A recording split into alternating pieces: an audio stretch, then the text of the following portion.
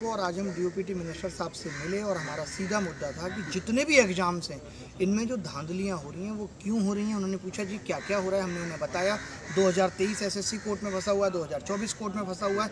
इसकी वजह से आप 2025 में जो बच्चा अंतिम अटैम्प्ट के लिए तरस रहा है उसको एक अटैम्प्ट दे दीजिए, जिस पर उन्होंने कहा कि ये संभव नहीं है। तो ये बहुत दुख की बात है, लेकिन वो लड़ाई हम कोर्ट के थ्रू लड़ रहे हैं और भगवान ने चाहा तो वो लड़ाई भी हम जीतेंगे कि एक मौका लोगों को मिलेगा, क्योंकि सिस्टम नहीं मानता है अपनी गलती क्या है। जबकि इसको इतनी बार हमने फील करा दिया, रिजल्ट तक रिवाइज करा दिया, फिर भी सिस्टम नहीं बोलता कि हाँ हम गलत थे। कभी हर एक चीज़ पे बात हुई, जैसे गलत सवाल पूछ के 100 रुपये वसूलना, इस पे जितिन साहब ने कहा कि भैया ऐसा है, आप 100 रुपये अगर वसूले जाएंगे, लिए जाएंगे तो वो वापस कर दिए जाएंगे। अगर सही होगा तो आंसर, अगर आपने बताया कोई सवाल गलत है और वो सवाल सच में गलत है तो वो 100 रुपये आपके वापस कर दिए जाएंगे।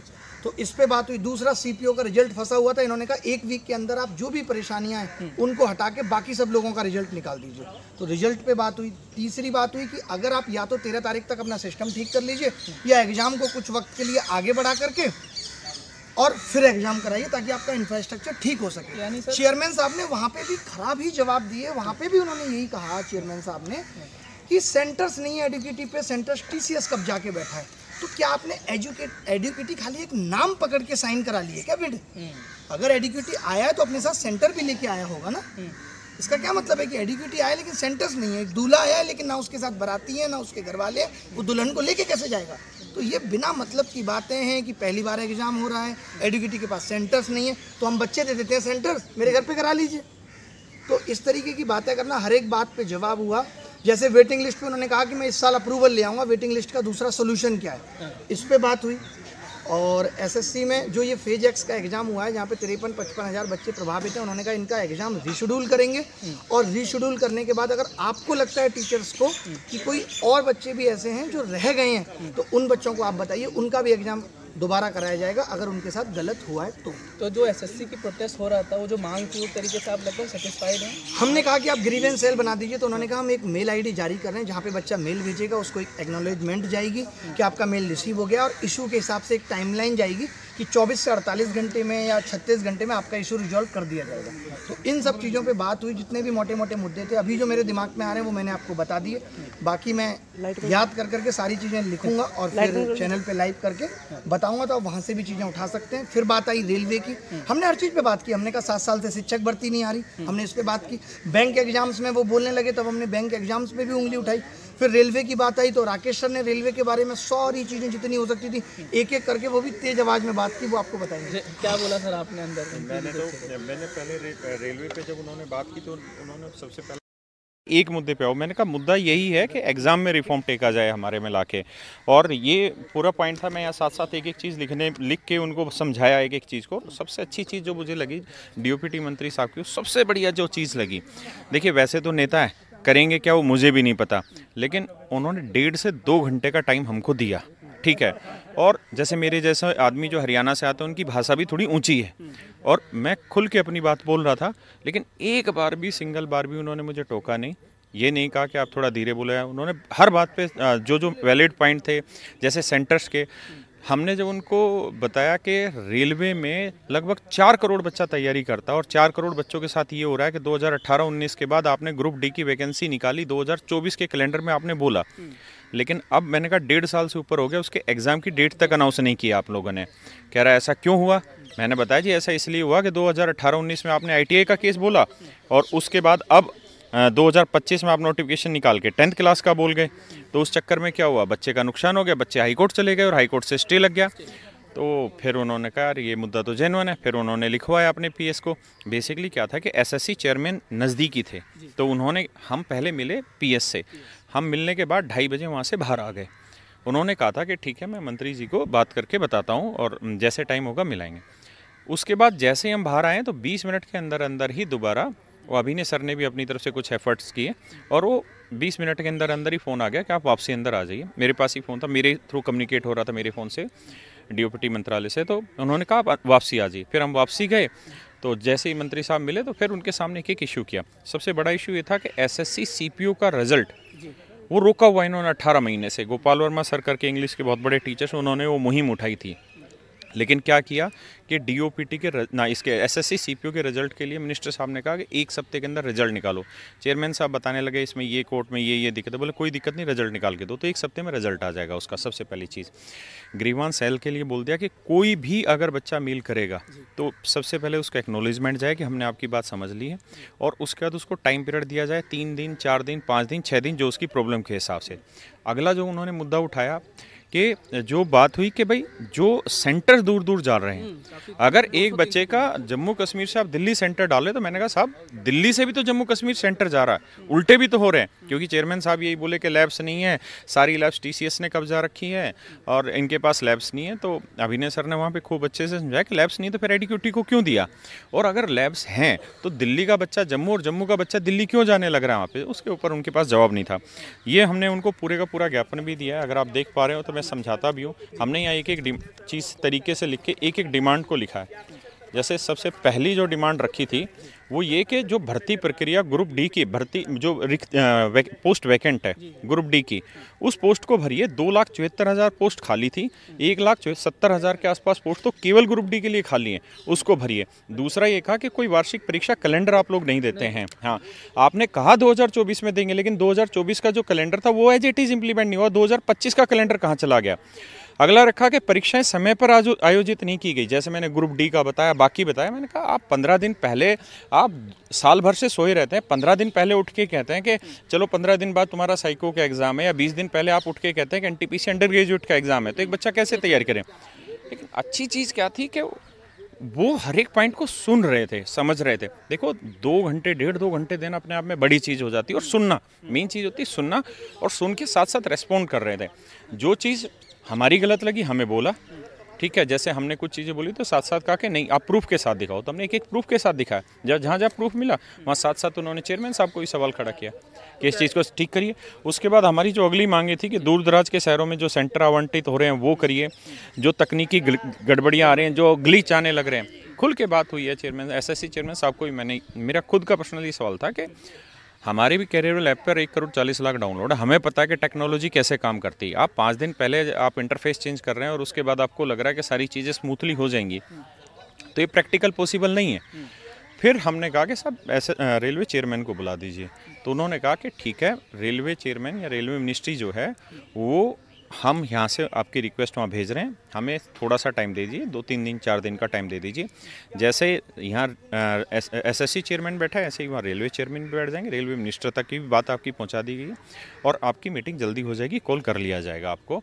तो हमें बहुत उम्मीद है कि बहुत अच्छा हो जाएगा। और जिस तरीके से मुद्दों पर उन्होंने बात की, जैसे मेन मुद्दा मैंने जो उठाया कि यार आप लोग एक पेपर में 100 क्वेश्चन में से 16 क्वेश्चन आप गलत कर ले रहे हैं, और एक बच्चे से आप इतना मोटा पैसा क्वेश्चन रिप्रेजेंट करने के लिए ले रहे हैं। तो चेयरमैन साहब ने कहा जी इसमें गलत क्या है, अगर हम ये रिप्रेजेंटेशन नहीं करवाएंगे, अगर हम फ्री कर देंगे तो 28 का 28 लाख बच्चा फॉर्म अप्लाई कर देगा। तो मैंने कहा सर चलो आपकी हम इस बात को मान लेते हैं, लेकिन जो चीज़ मान लीजिए कोई क्वेश्चन नंबर 3 है और वो क्वेश्चन आपने गलत दिया और बच्चे ने कहा जी ये आपका क्वेश्चन गलत है, और उसने रिप्रेजेंट किया और वो ठीक पाया गया कि बच्चे का रेस्पॉन्स ठीक है, तो उसका पैसा वापसी करो। तो भाई साहब 1 सेकंड नहीं लगाया जितेंद्र सिंह जी ने, और कहा ये तो बिल्कुल जेन्युइन पॉइंट है, तुरंत उसका पैसा वापसी होना चाहिए। तो ये सारी चीज़ें थी जो हमने डिमांड की। सबसे बड़ी चीज़ ये रही, खुल के कहा कि आप सीजीएल का जो एग्ज़ाम है इसको पोस्टपोन कर लीजिए। तो यानी जो सीजीएल बच्चे देने वाले हैं सर, वो क्या समझे कि उनका थोड़ा सा एग्जाम डिले होगा क्योंकि उनके पास व्यवस्थाएं नहीं समय एजुकेटिव के पास। वहाँ पे जो हम बात कर रहे थे उस बात के अनुभव पे जो मैं आपको कह रहा हूँ, खुल के बोला कि आप, जो मेरा वर्ड था उनको ये कि आप देर से करा लीजिए एग्ज़ाम, कोई दिक्कत नहीं है, लेकिन दुरुस्त करा लीजिए, दिक्कत नहीं आएगी। दूसरी उनके सामने ये बात की थी कि आप अभी सीजीएल का एग्ज़ाम पोस्टपोन कर दीजिए, ठीक है, और आप सिर्फ मुझे ये बता दीजिए सर कि आपके पास कौन कौन सी कमियाँ आई हैं, जो आपने कहा ना कि कुछ कमियाँ आई हैं, तो कुछ कमियाँ बता दीजिए। तो उसके ऊपर चेयरमैन साहब ने कहा कि मैं आपको क्यों बताऊंगा, तो मैंने कहा आप किसी को बता दीजिए। फिर जो डीओपटी मिनिस्टर हैं उन्होंने इतना ज़बरदस्त जवाब दिया उस चीज़ का। उन्होंने कहा कि आपके पास अगर मान लीजिए 53,000 कमियां दिखाई दी एज ए एसएससी चेयरमैन, और अगर राकेश जी के पास 53,000 एक भी कमी आई तो वो एक भी कमी भी शामिल होगी उसमें। हाँ, हमको खुल के कहा कि आप अपनी जितनी कमियां और हैं जो इनके पास नहीं, आप दो सारे चीज़ों के जवाब किसको देना है आपको, ये चेयरमैन, हाँ एसएससी चेयरमैन को जवाब देना है। और ये बोला गया कि ये सारे के सारे जो एग्ज़ाम जिन जिन बच्चों का इफेक्ट हुआ है ये सारे रीशेड्यूल होंगे। मैंने कहा कि सर एक बात बताइए, बच्चे के हाथ में मोबाइल अलाउ नहीं होता है, तो ये जो प्रॉब्लम्स आई हैं ना, ये तो उन जगह आई है जहाँ वीडियो बन गई और बवंडर फैल गया। अब बहुत सारी ऐसी जगह हैं जहाँ पे बच्चे इतना खुल के नहीं बना पाए चीज़ों, उसका क्या होगा? तो कह रहे हैं, तो जितेंद्र जी सिंह जी ने कहा कि आप दे दो। मैंने कहा ठीक है, अब हम देते हैं। अब आपने ये काम हमें दे दिया, हम देते हैं आपको दबा के कमी है। सारी वीडियोज़ अब हम दबा प्रोवाइड करेंगे। और चेयरमैन साहब से इस चीज़ के ऊपर चर्चा हुई। एक चीज़ जो बहुत अच्छी हुई वो चेयरमैन साहब ने बड़ा अच्छा उसमें पॉइंट किया, एसएससी चेयरमैन साहब को, और खुल के उनकी भी तारीफ होनी चाहिए। जो सही चीज़ है और जो गलत है उसके लिए क्रिटिसिज्म भी होना चाहिए। उन्होंने वेटिंग लिस्ट पे खुल के कहा कि मैं इसी साल इस चीज़ पर लगा हुआ हूँ और बहुत जल्द आपको देखने को मिलेगा। मैं पूरा प्रपोजल अप्रूवल के लिए डाल रहा हूँ कि जहाँ पर अगर मान लीजिए टॉप 100 पोस्टें, कुल मिला के 100 पोस्टें सीजीएल में, और रैंक वाइज पोस्टें हैं, जैसे टॉप 20 बच्चों को इनकम टैक्स इंस्पेक्टर मिल गया, उससे अगले 20 बच्चों को मिल गया जीएसटी इंस्पेक्टर। अब मान लीजिए कि 21वीं रैंक जिस बच्चे की है वो है जीएसटी इंस्पेक्टर, और पहले 20 बच्चों की रैंक है इनकम टैक्स इंस्पेक्टर, और मान लेते हैं 18वें बच्चे ने इनकम टैक्स इंस्पेक्टर ज्वाइन ही नहीं किया, तो उन्होंने कहा कि वो अपने आप ऑटोमेटिकली पोर्टल पे ऊपर चला जाएगा। जो 21वां बच्चा है वो 20 में आ जाएगा। ये सबसे अच्छी चीज़ लगी। और मुझे लगता है कि इस तरीके से अगर मतलब कॉन्सेप्चुअली अगर समझेंगे चीज़ों को, बड़ा मज़ा आएगा। और मुझे लगता है कि देखिए, मैं फिर से आपको भी कहता हूँ कि ये नेता लोग हैं, लेकिन पहले अपीयरेंस में जो बात लगी दिल को छूने वाली थी, क्योंकि 1.5-2 घंटे इतने बड़े मिनिस्टर साहब को, और वो भी जब पार्लियामेंट चल रहा है, उसके बावजूद सुनना इतना पेशेंस से और एक एक बात को समझना, मतलब एक गजब की चीज़ थी। लेकिन कितना करेंगे ये लोग, जो कमिटमेंट किया है वो बड़ी चीज़ है। जैसे इन्होंने सीपीओ के लिए तुरंत कहा कि 7 दिन के अंदर रिजल्ट किए, और एक एक मीटिंग पॉइंट लिखे हैं गए वहाँ पे कि 7 दिन में आपको रिजल्ट देना। तो ये सारी चीज़ें बड़ी मज़ेदार हैं। राकेश सर, इसमें एक चीज़, आपके साथ 2 टीचर और भी गए थे, एक नीतू मैम है और एक सैनी साहब। आप सभी लोग अलग अलग कोचिंग पढ़ाते हैं, कोई एसएससी है, कोई रेलवे है, कोई बैंकिंग है। आपको लगता है कि एजुकेशन सिस्टम में बदलाव होना चाहिए? क्योंकि ये काफ़ी लंबी दिक्कतें हैं, एक समस्या आती है। ये लड़ाई तो बेसिकली एग्जाम सिस्टम को ठीक करने की थी, इसीलिए जितने भी एग्जाम हो रहे हैं हमने यही कहा कि ऑलरेडी वैकेंसी कम है, लेकिन जो वैकेंसी है उनको तो फेयर तरीके से भरा जाए। इन सब चीज़ों पे हमने बात की। और उसके उस हो जाएगा उसका, नहीं, उस पर प्रॉपर हाँ भरी गई है, मतलब प्रॉपर जिसे कहते हैं ना, उस पे हाँ भरी गई है, लिखवाया गया एक एक पॉइंट को। अगर आप ये समझिए, डीओपीटी मंत्री ये कह रहे हैं कि अगर 53,000 कमियां एसएससी चेयरमैन एक्सेप्ट की और आपके पास 53,001वीं कमी है, तो आप वो कमी बताओ, वो एक्सेप्ट करेंगे? हम ठीक करेंगे। तो ये बड़ी चीज़ है। तो आप लोग होपफुल हैं बेसिकली? बिल्कुल देखिए, आशा रखनी पड़ती है। आपने आवाज़ उठाई, मेरा पहला वीडियो देखेंगे जिसमें मैंने कहा था शुरुआत में ही कि ये लड़ाई अब इस फ्रॉड एग्जाम सिस्टम के खिलाफ है, और अब हम डीओपीटी मिनिस्टर से मिलेंगे।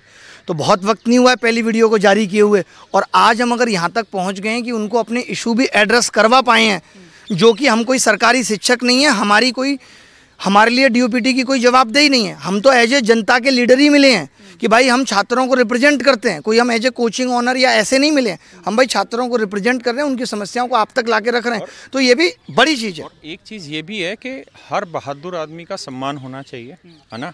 अगर उन्होंने बहादुरी दिखाई है इन सारी कमियों को एक्सेप्ट करके, तो हमें उनका सम्मान करना चाहिए, उनको वक्त देना चाहिए, और ऐसे टीचर्स का भी सम्मान करना चाहिए। देखिए, अभी भी ये कहाँ हैं, सारे मेंबर ऑफ पार्लियामेंटों के साथ घूम रहे हैं, एमपीज़ के साथ, उनसे रिक्वेस्ट कर रहे हैं पार्लियामेंट में प्रश्न उठाओ।